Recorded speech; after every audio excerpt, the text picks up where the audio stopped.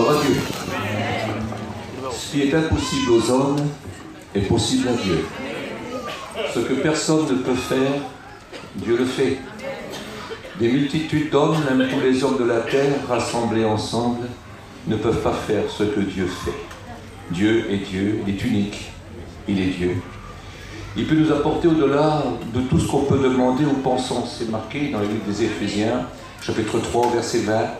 « À celui dont la grâce agit en nous, cette puissance qui agit en nous infiniment, et qui peut nous donner au-delà de tout ce que nous demandons ou pensons. » Même le cerveau de Einstein est trop petit pour savoir ce que Dieu est capable de donner. Dieu peut tout donner, absolument tout. Quand nous sommes dans la présence de Dieu, le miracle devient possible. Dans la présence de Dieu, la vie peut véritablement changer. Tout peut devenir nouveau. Les horizons peuvent être nouveaux. La vie peut devenir une vie qui vaut la peine d'être vécue. Vivre une vie utile, une vie avec Dieu, une vie pour Dieu, une vie qui peut aider ceux qui nous entourent, qui peut apporter ce qu'il y a de meilleur à ceux que nous aimons. La vie de Dieu. Selon qu'il est écrit que celui qui soit en Christ sont de nouvelles créatures. Les choses anciennes sont passées. Voici toutes choses sont devenues nouvelles. Avec les coffres forts, on n'amène pas toujours la joie. Avec les coffres forts, on n'amène pas la paix. Avec les coffres forts, eh bien, on ne fait pas de miracle. Mais avec Dieu, oui. Avec la pauvreté, la misère, le rejet, on ne fait rien de bon non plus. Enfin, pauvre ou riche, c'est pareil, la faiblesse est la même. Mais ce qui n'est pas possible aux hommes est possible à Dieu. J'ai lu pour vous un passage dans la Bible. Matthieu chapitre 11, verset 28, vous le connaissez tous par cœur. « Venez à moi, vous tous, qui êtes fatigués et chargés, je vous donnerai du repos. Prenez mon joug sur vous et recevez mes instructions, car je suis doux et humble de cœur, et vous trouverez du repos pour vos âmes, car mon joug est doux et mon fardeau léger. » Amen. Amen.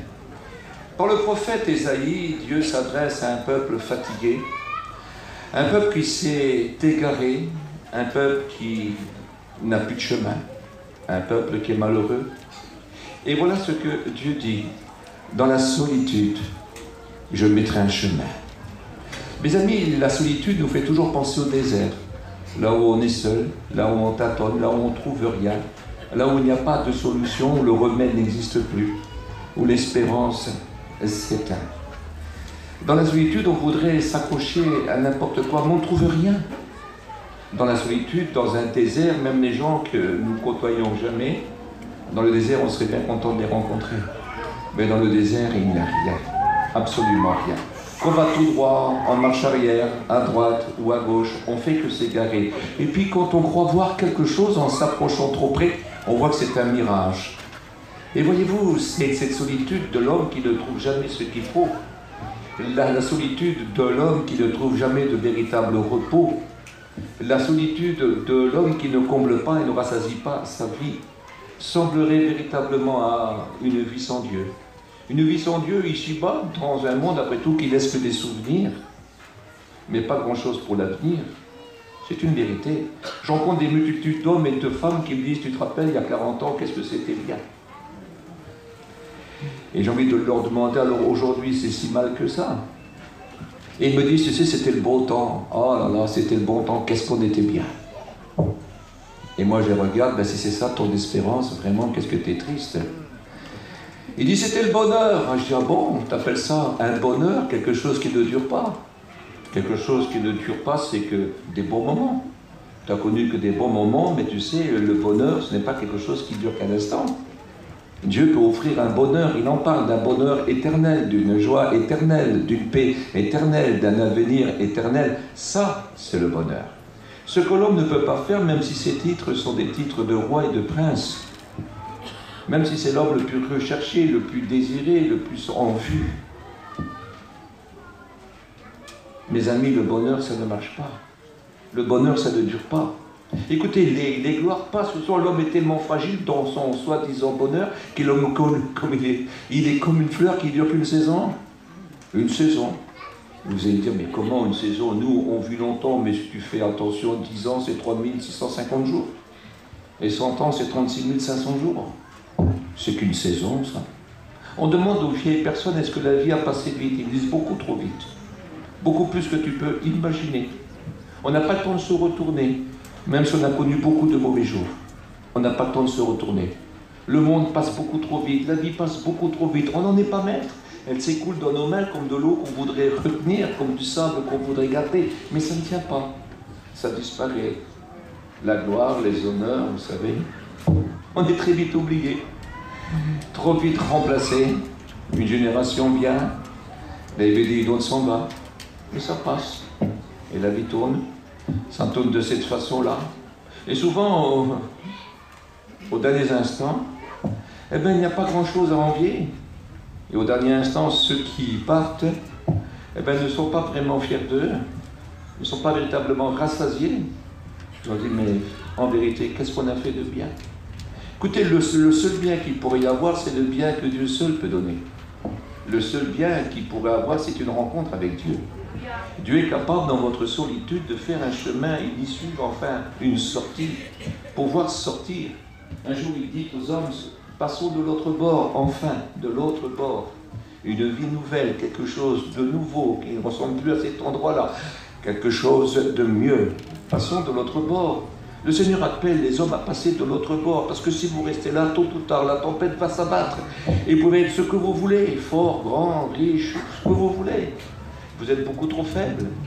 Même si vous êtes puissant et que les armées du monde sont à vos ordres, il y aura toujours une situation, il y aura toujours un moment où vous êtes beaucoup trop faible. Parce que les armées ne font pas de miracle. Vous pouvez être riche comme vous voulez. Il y aura toujours une tempête, une orage. Il y aura toujours un moment où ça coûte trop cher. Votre argent ne sert à rien. Même si vous aurez des trains d'or qui vous suivraient partout, vous êtes encore beaucoup trop pauvre. Beaucoup, beaucoup, beaucoup trop pauvre. Parce que l'argent, ça ne fait pas de miracle. Vous pouvez être désiré, recherché partout, vous pouvez remplir des salles, des stades. Vous pouvez être une star, vous pouvez être adoré par certains gens et puis même envié. Mais il y aura toujours un temps où vous êtes trop seul, même entouré de milliers de personnes. Trop seul. Pour avoir votre père, votre mère et vos fils autour. Vous êtes encore trop seul. Parce que même eux ne font pas de miracle. On est toujours trop seul. Il y a toujours un moment où sans Dieu, on est beaucoup trop seul. Imaginez affronter Dieu, passer au grand trône blanc, voir le juste, voir ce grand Dieu dont il est écrit que c'est une chose terrible de tomber entre ses mains. Imaginez face à ce Dieu-là. Mais que voulez-vous faire? Trop seul, trop pauvre, trop faible. On a besoin de Dieu. Dieu, ce n'est pas un mythe, ce n'est pas une légende. Écoutez, Dieu existe véritablement. Il a dit, je ferai un chemin dans la solitude, je ferai un chemin. Écoutez, il y a un chemin qui s'est proposé à nous, il fut envoyé par Dieu lui-même. Il s'est présenté au monde, il s'est présenté au peuple, et il a dit, je suis le chemin. Cette parole, ce n'est pas n'importe qui l'a dit, c'est son Fils unique, son Fils béni, son Fils merveilleux, qu'on appelle Jésus. Jésus est descendu, il est venu du ciel, Jésus vient du ciel. Jésus est descendu du ciel, et il est reparti au ciel. Et il reviendra un jour pour chercher son Église. Jésus est descendu du ciel. Et puis il a annoncé l'Évangile qui signifie la bonne nouvelle. Et il est écrit qu'ils sont beaux sur les montagnes, les pieds de celui qui annonce les bonnes nouvelles, qui annonce l'Évangile. Sur les montagnes de nos vies, beaucoup trop hautes, trop abruptes, des montagnes qu'on ne peut pas gravir, qu'on est incapable de gravir, qui nous empêche de trouver ce qu'on a besoin, ce que notre âme, notre esprit ou notre corps a besoin. Ces montagnes immenses, immenses, immenses, immenses, avec toutes vos richesses sorties du sable. Écoutez, ça ne vaut pas grand-chose face à ces montagnes-là. Mais voici plus grand que nos montagnes, qui marchent sur nos montagnes pour nous apporter la bonne nouvelle. Je suis là. N'aie pas peur. Je suis le chemin. Je peux enlever tous les obstacles. Je peux te laisser passer. Je peux te faire passer. Désirais-tu passer? Passer de cette vie minable à une vie qui vaut la peine d'être vécue. N'est-il pas écrit que tout est vain, tout est vanité, que tout est poursuite du vent? C'est écrit ça. On peut être ce qu'on veut et s'appeler monsieur un tel ou madame un tel, mais sans Dieu. C'est tout vanité ça. Écoutez, il aurait mieux fallu ne pas naître. C'est pas moi qui le dis, c'est la Bible. Il aurait mieux fallu ne pas naître, de mourir même à la naissance, que de vivre la vie et de connaître le mal, participer au mal, se servir du mal, vivre avec le mal qu'on trouve sous le soleil. Il aurait mieux fallu. Il aurait mieux fallu de ne pas naître. C'est marqué dans le livre des Ecclésiastes. C'est une réalité. Sans Dieu, tout est vain et poursuite du vent, parce que tout nous emmène en enfer. Parce que le plus grand péché, c'est de vivre sans Dieu. Le plus grand péché, c'est de continuer à vivre sans Dieu. Le plus horrible des péchés, c'est de savoir et d'ignorer Dieu et de le rejeter, Dieu. C'est un péché qui ne se pardonne pas. Il faut venir à Dieu et accepter Dieu pour que ce péché soit pardonné. Est-ce que vous réalisez ça? Est-ce que vous réalisez? Alors si tout est vain et poursuite du vent sans Dieu, et il est écrit par contre que quand nous sommes chrétiens, quand nous sommes sauvés, quand nous sommes dirigés par Dieu, quand nous marchons selon sa parole, selon qu'il est écrit que c'est une lampe à nos pieds, une lumière sur notre chemin, alors là il n'y a plus de vanité ni de poursuite du vent, qui est écrit « Heureux ceux qui dorment dans le Seigneur, car leurs œuvres les suivent ». Il est écrit que ces œuvres doivent être récompensées. Alors ça, ce n'est plus de la vanité, ce n'est pas vain, ce n'est pas avoir vécu pour rien. Jésus est venu dans la solitude des hommes, parce que écoutez, sans Dieu, vous parlez d'une solitude, c'est vraiment être seul sans Dieu. Vraiment être seul sans Dieu. Écoutez, sans Dieu, c'est se diriger tout droit en enfer. C'est de connaître aucune autre route. C'est de marcher sur aucune autre route que la route qui mène en enfer. Il n'y a pas d'avenir là. Il n'y a pas de paix possible, il n'y a pas de repos possible, il n'y a pas de salut d'âme, parce que le péché n'est pas pardonné. Et quand le péché n'est pas pardonné, c'est l'enfer. C'est l'enfer assuré. Mais béni soit Dieu, sur les montagnes, les difficultés, écoutez ce qui est écrit, remettez tous vos soucis, tous vos angoisses, tous vos peurs, remettez tout entre ses mains, déposez sur lui tous vos soucis. Le souci le plus grand, ben c'est le souci de l'âme. Il faudrait lui être sauvé et dormir sur un carton sous un pont, et être sauvé. Puis il faudrait mieux dormir au palais de Versailles, être propriétaire de 50 avions et être sauvé. Quelle importance d'être sauvé. Parce que si on n'est pas sauvé, on a gâché tout. On a perdu notre vie. Écoutez, certains pensent avoir réussi leur vie. Non, vous avez détruit votre vie, la vie éternelle. Et vous n'avez pas la vie. Parce que si Jésus est le chemin, Jésus est la vie. Jésus est la vie. Oh, j'imagine à ces hommes et ces femmes depuis des millénaires, depuis 2000 ans, le maître leur a parlé. Partout, sur toute la terre, des hommes et des femmes se convertissent. Nous sommes rentrés dans un temps qu'on appelle les temps de la fin, parce que l'évangile est prêché sur toute la terre. La preuve, sur les 5 continents, il y a des chrétiens. Il y a même où c'est le plus dur, où on rejette l'évangile, il y a des chrétiens. Et ils sont même persécutés. Mais ils choisissent plutôt la persécution que d'être perdus. La persécution pourrait être beaucoup plus douce que l'enfer éternel. Pourquoi je vous dis ça ce soir? Parce que tout simplement, écoutez, à quoi servirait-il à un homme de gagner le monde s'il a perdu son âme? À quoi que ça sert? À quoi que ça sert d'avoir comme une épée de Damoclès sur votre tête et à tout moment se dire, si je meurs ce soir, je suis perdu? Et surtout vous n'êtes pas sans connaissance de l'évangile, même ceux qui ne sont pas convertis connaissent l'évangile, ils savent que Dieu existe, ils le savent. Et le plus grave, c'est qu'ils savent qu'ils sont perdus. Et ce qui est vraiment triste, c'est qu'ils savent que tout pourrait changer, que Dieu pourrait les pardonner, et qu'ils ne veulent pas. Oh, j'espère que ces quelques jours de mission permettront que des hommes et des femmes se tournent vers Dieu afin d'être sauvés. On est sauvé quand on se repent véritablement, quand on se dit « Seigneur, je ne peux plus continuer comme ça. Je regrette les torts et les maux que j'ai faits. Je regrette tous les sales paroles et tout ce que j'ai pu commettre au niveau du péché. Je le regrette sincèrement. Seigneur, je te demande pardon. » Et se tourner véritablement pour lui en disant « Maintenant, je vais marcher pour toi. Accepte-le. » Il a promis d'accepter. N'a-t-il pas dit « Je ne mettrai pas dehors celui qui vient à moi » ? C'est pas la parole d'un menteur, ça, hein? C'est la parole du Christ. C'est une parole divine. C'est une volonté de Dieu. N'est-il pas écrit que nous sommes sauvés selon le bon vouloir de Dieu? Car Dieu le veut. Dieu veut sauver l'humanité. Dieu ne veut pas la perte de l'humanité, car Dieu a tant aimé le monde qu'il a donné son Fils unique, afin que quiconque croit en lui ne périsse point, mais qu'il ait la vie éternelle. Je voudrais vous dire ce soir, vous n'êtes pas obligé d'aller en enfer ni d'être perdu. Vous pouvez recevoir le pardon de vos fautes et laisser l'enfer pour le diable et ses démons. C'était créé pour le diable et ses démons, mais pour vous a été donné Jésus. Jésus le Fils de Dieu. Acceptez le Maître Jésus, acceptez, vous savez que je dis la vérité. Vous le savez très bien. Je sais très bien que parmi nous, il y a d'anciens chrétiens, d'anciens, parce qu'ils ne le sont plus. Jean, je le sais très bien, mais revenez. Il a dit qu'il cherche la brebis égarée. Et si elle veut revenir, il accepte. Si elle a du mal, il la portera sur ses épaules pour la rentrer dans la bergerie. Si elle est trop jeune, il lui donnera du lait, prendra soin d'elle. Si elle est blessée, il la soignera. C'est marqué. C'est marqué. Celui qui dit ce n'est pas un menteur, c'est le Fils de Dieu. Il n'a jamais menti. Il a dit je suis la vérité. Je suis la vérité. Il n'a pas parlé d'une vérité, il est la vérité. Il n'a pas parlé d'un chemin, il est le chemin. Il n'a pas parlé d'une vie, il est la vie. En dehors de lui, pas de vérité. En dehors de lui, pas de chemin.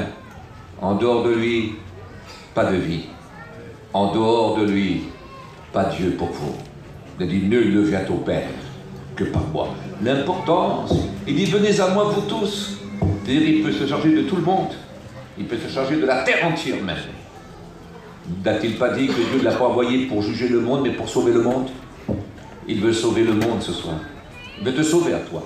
Il veut sauver dans cette cité terrible. Les gens disent, ah, c'est terrible. Et si tu vas à Figueroa, elle est là, et là, c'est terrible. Non, pas plus terrible qu'ailleurs. C'est des pécheurs, comme vous êtes sauvés. C'est des pécheurs capables d'aimer le Seigneur, autant que là où il y a la tranquillité. Il n'y a pas de péché trop grand, il n'y a pas non plus d'homme trop fort, il n'y a pas non plus d'homme trop dur. Face à l'amour de Dieu, les cœurs peuvent changer. Tout est possible à Dieu. De toucher ton cœur le plus dur, de toucher le plus coupable. Et imaginez, on parle de Figueroa ou d'autres. Oh, c'est terrible, c'est terrible, c'est terrible. Je ne sais pas si c'est si terrible que ça. Quand on est dans un désert et quand on est dans la solitude, on s'accroche à tout. Et on cherche tout. Et on prend tout. On veut vivre, on veut survivre. Comme si on serait dans la jungle. C'est pas une question de plus dur, c'est qu'il n'y a pas d'autre moyen. Pas d'autre moyen. Et quand le vrai moyen, le vrai remède se propose, quand Jésus-Christ vient, quand le Christ s'appelle, n'a-t-il pas dit, je suis la lumière du monde. Celui qui me suit ne marchera pas dans les ténèbres, mais il aura la lumière de la vie. À Figueroa, ils ne sont pas plus méchants que les autres. À Figueroa, ils ont besoin du Seigneur comme tout le monde. Il peut être sauvé ce soir, ne reste pas perdu. Accepte le Maître Jésus. Écoutez, on me dit souvent, écoute, fais des réunions, et puis parle à l'église. Je suis bien content de parler à l'église. Très content. On fait l'après-midi et le dimanche matin. Oui, mais alors, pour une âme, on peut faire 1 million de kilomètres. Parce qu'une âme, il a une famille. Puis il a une belle famille. Et cette famille a une famille encore. Et puis cette belle famille a une famille encore. Et une âme, un jour un homme a amené une seule âme à Dieu. Et ça a fait boule de neige. Et maintenant dans 50 pays, des hommes et des femmes sont convertis. Ça se compte par millions. Un seul. Avec un seul. Un jour il y avait un homme qui disait, c'est incroyable, je prêche, et je ne vois jamais personne se convertir. Et un jour, il a fait une réunion et un homme s'est converti, c'est M. Billy Graham, et il a emmené des millions d'âmes au Seigneur. Une âme. À Figueroa, il y a beaucoup plus qu'une âme qui doit être sauvée. Il y en a des centaines. Et Dieu veut sauver. Le Christ est venu. N'a-t-il pas dit 2 ou 3 unis en mon nom, je suis au milieu d'eux? Le Christ est là. Il est là pour sauver. Il est là pour pardonner. Il est là pour délivrer. Il est là pour guérir. Oui, le Seigneur guérit encore. Jésus fait toujours des miracles. Ce qu'un docteur ne peut pas faire, Jésus peut le faire. Écoutez-moi bien. Ce qui est impossible aux hommes est possible à Dieu. C'est possible pour toi. C'est possible pour toi de passer de la mort à la vie. Des ténèbres à la lumière et de la puissance du diable à celle de Dieu. C'est possible. Ne reste pas perdu, ne reste pas affligé, ne reste pas dans l'angoisse. L'angoisse signifie la peur. Ne reste pas dans l'angoisse. Des fois, on parle de sujets très difficiles. On parle des fois même de l'apocalypse et de la fin du monde. Et les gens disent, oh là là, parle pas de ça, j'ai peur, j'ai peur. J'ai dit, convertis-toi. Convertis-toi. Pourquoi avoir peur? Ne reste pas dans la peur. Le maître enlève les angoisses. Même si tes peurs sont très grandes, Dieu fait des miracles. Convertis-toi, demande du pardon. Ça ne sera pas pour toi toutes ces choses terribles, tous ces tourments, toutes ces angoisses qui s'abattront sur les habitants de la terre. Ça ne sera pas pour toi. Toi, tu seras enlevé avec Jésus-Christ. Convertis-toi. Convertis-toi. Il est écrit que l'affaire est urgente. Hein? Jésus vient bientôt. C'est une réalité. Les 2 derniers signes sont accomplis. Depuis 1948, Israël est nation. C'est la fin des nations, occupation des nations terminée pour Israël. En 1967, je crois, ou 68, Jérusalem, capitale, le figuier a refleuri. Israël est retourné chez elle. C'était l'avant-dernier signe. Le dernier signe, c'est l'évangélisation sur la terre entière. Les 5 continents sont évangélisés. Amen. Que ce soit chez les communistes ou dans les pays islamiques ou dans d'autres sectaires, aucune importance. L'évangile est prêché. Des chrétiens meurent aujourd'hui pour leur maître Jésus, parce que la mort en Christ vaut mieux que la vie ici-bas. Quand je n'aurai plus de chair, disait Job, je verrai Dieu. Et Paul disait, Christ est ma vie. La mort m'est un gain. Jésus a dit, en vérité, je vous le dis, celui qui croit en moi vivra quand même, il serait mort. Il appelle ceux qui sont morts, ceux qui dorment. Il dit, ceux qui sont dans la poussière, ceux qui dorment dans la poussière, entendront la voix du Fils de l'homme. Et ils se réveilleront pour la gloire éternelle. C'est beau ça. Qu'est-ce que c'est beau. Ce soir, tu es appelé. Dieu dit, venez à moi, vous tous qui êtes fatigués et chargés. Il faut en avoir marre de cette vie-là. Il faut être fatigué de cette vie-là. Cette vie-là, elle n'est pas bonne. Elle paraît belle, elle ne donne que des bons moments. Rappelle-toi tes moments de solitude. Rappelle-toi quand tu es tout seul. Rappelle-toi quand le problème est grand. Et que tu es là, que tu ne peux plus rien faire. Même tous tes amis et les sous que tu as ramassés, ça ne peut rien faire, absolument rien. Même si tu es un homme fort, il peut faire pleurer d'autres gens. Parfois même tes propres enfants. Tout seul tu pleures. Saisi par l'angoisse et la solitude. Mais rappelle-toi, regarde ce que tu es, regarde ta vie, cherche tes lendemains. Que vont-ils devenir? Que vont-ils devenir? Que vas-tu devenir bientôt? Que vas-tu devenir bientôt? Si tu n'es pas béni, tu deviendras un damné. Essaye de regarder. Essaye de réfléchir. Essaye de te rappeler ce soir la proposition qui t'a été faite. Venez à moi, vous tous qui êtes fatigués et chargés. Peux-tu vivre comme ça? Peux-tu vivre sur un volcan? Peux-tu vivre sans sécurité, sans espérance, sans avenir? Peux-tu continuer à vivre sans Dieu, mais il faudra quand même comparaître devant lui? Comment vas-tu faire? Écoute, si tu trouves que le programme de Dieu, si tu trouves que ce programme-là est intéressant, qu'il est bon à recevoir, qu'il est bon pour tous les hommes, accepte-le. Venez à moi, vous tous qui êtes fatigués et chargés, je vous donnerai du repos. Ce n'est pas la promesse d'un menteur, c'est la promesse de Dieu. Je vous donnerai du repos. Je vous donnerai du repos. Il est écrit, si Dieu donne du repos, qui pourra le troubler? Personne ne peut troubler le repos de Dieu, parce que c'est un repos qui rassasie. Vous êtes rassasiés. Dans le monde, on n'est jamais rassasié. On craint encore le lendemain. Mais avec Dieu, même sans rien, ou avec beaucoup, on est rassasié. C'est beau ça, hein? On est rassasié. Un homme rempli de Dieu, une femme remplie de Dieu ne change sa place avec personne. Ne change sa vie avec personne. Parce qu'elle est comblée. J'ai rencontré des grands de ce monde. Hein. Ils changeraient bien leur vie pour certains autres encore plus grands qu'eux. Mais moi, un tout petit, je changerai ma vie, même pas avec M. Obama. Christ est avec moi. Je parle le matin, à midi, le soir. Je parle avec lui, je ne m'ennuie jamais. On me dit, c'est long le train, hein, si vous saurez les réunions de prière dans le train. Si vous saurez l'intimité, la communion, Intimité, communion, onction, inspiration. Comme c'est formidable. Des moments avec lui sont des moments uniques. Le monde n'apporte pas ça. Et c'est gratuit. Et ça rapporte gros. Ça rapporte beaucoup. Qu'est-ce qu'on est bien avec lui. Mais quelle belle vie. Je regarde les gens, je les trouve fatigués, moi. Je les trouve usés. Si je ne me retiens pas, je saute la table, moi. Que la vie est belle. Que la vie est belle quand on a le Maître Jésus avec nous. Écoutez, je vous donnerai du repos. Le repos, c'est de la sécurité. C'est de l'avenir. C'est de ne plus avoir peur. D'être débarrassé de l'angoisse. De ne plus avoir de soucis. Parce que vous savez, le peu avec Dieu, le petit radis de Dieu, nourrit mieux que le caviar du diable. On est béni abondamment avec lui. On est rassasié. Et tout ce que Dieu donne, mais c'est important qu'il donne beaucoup ou peu, aucune importance. Qu'il donne 1 milliard ou 10 euros, ça vous rassasie. C'est béni. Si on y fera attention, le billet de 10 euros est capable de le mettre dans un cadre pour le regarder. C'est Dieu qui me l'a donné. Tellement qu'il est important. Ce que Dieu donne, ce que Dieu offre, c'est tellement beau. Venez à moi, vous tous qui êtes fatigués, cherchez. Je vous donnerai du repos. Il dira, prenez mon joug est doux. Ses ordres sont doux. Et puis mon fardeau, c'est léger, c'est facile. Puis il fait une promesse, recevez mes instructions, recevez mes directions. Comme c'est beau, écoutez, vous parlez d'un GPS, il vous emmène dans l'éternité, dans le ciel.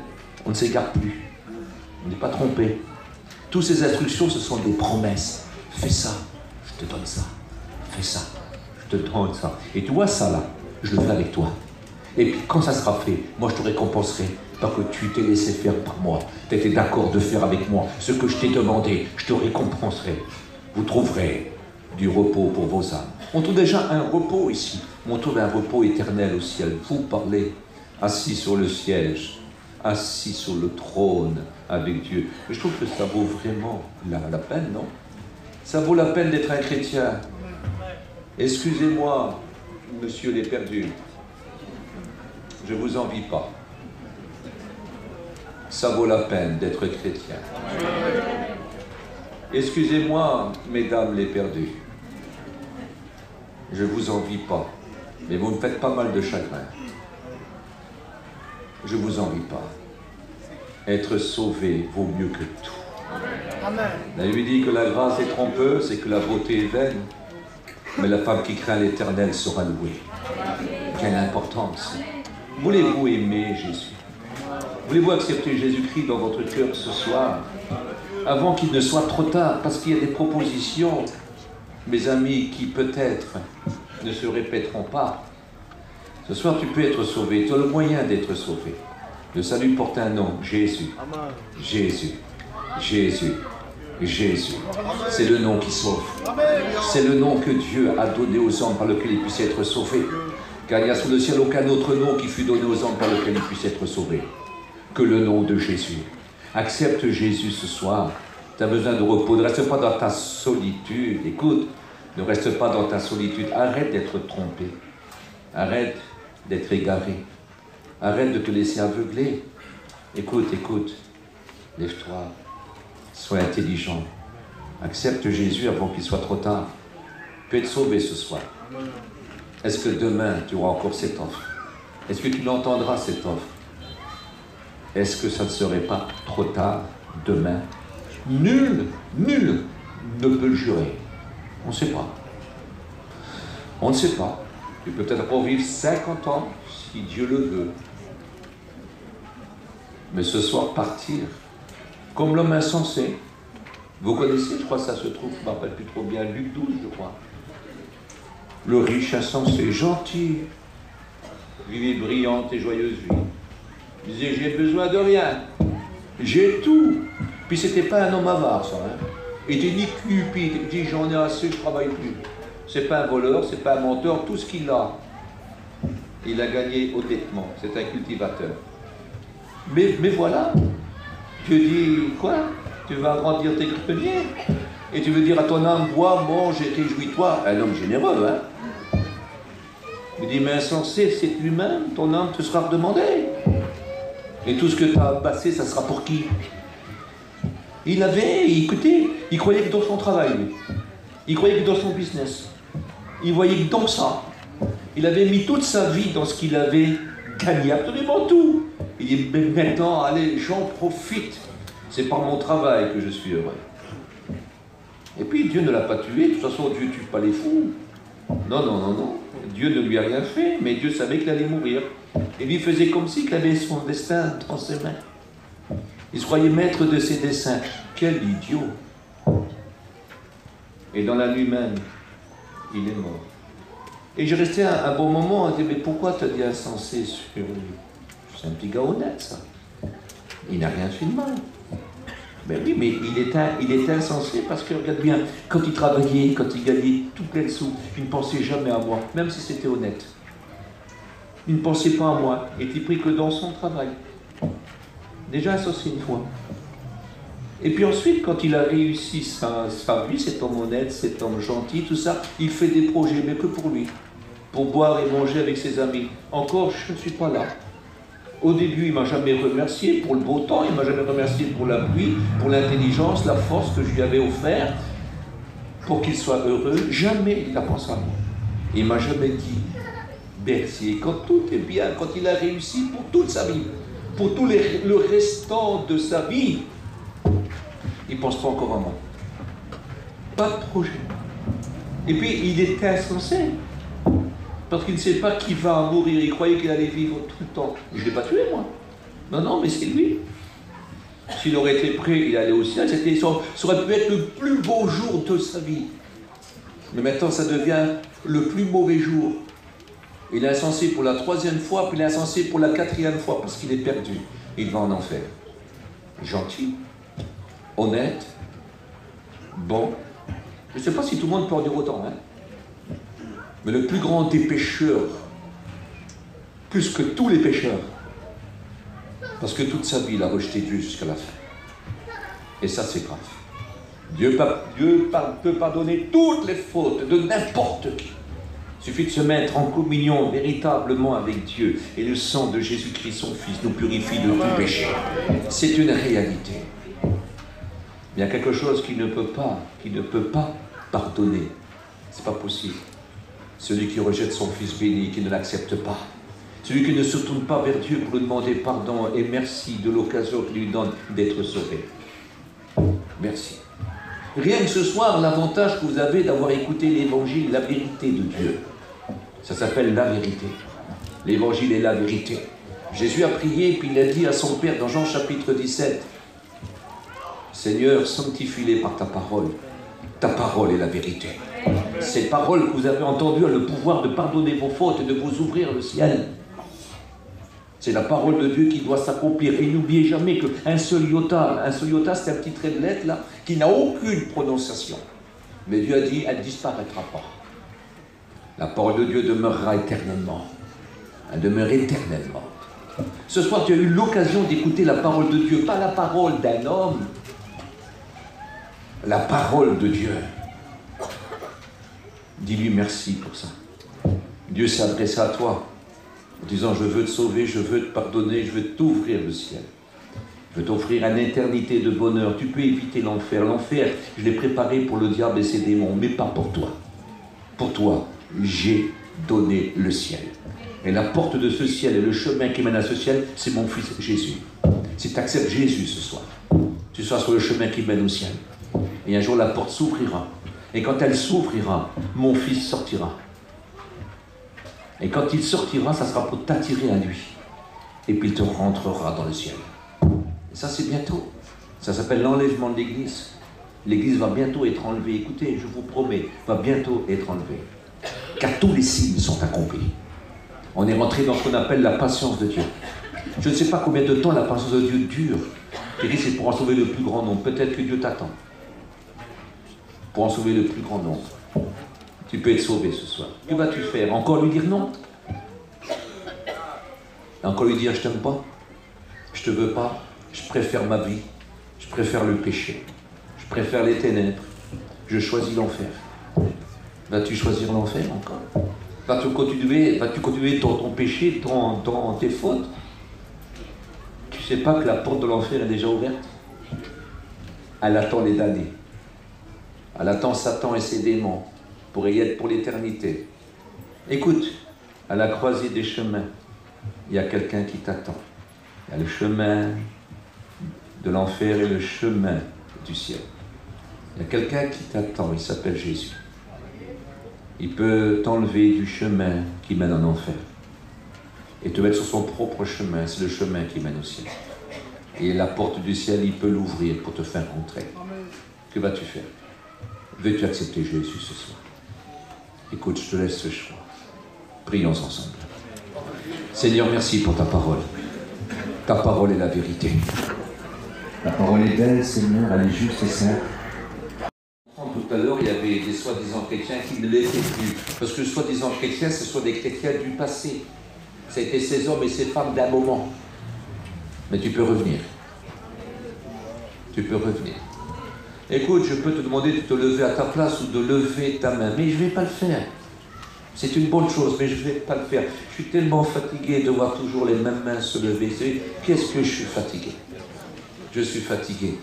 Un cœur qui se donne à Dieu, c'est mieux.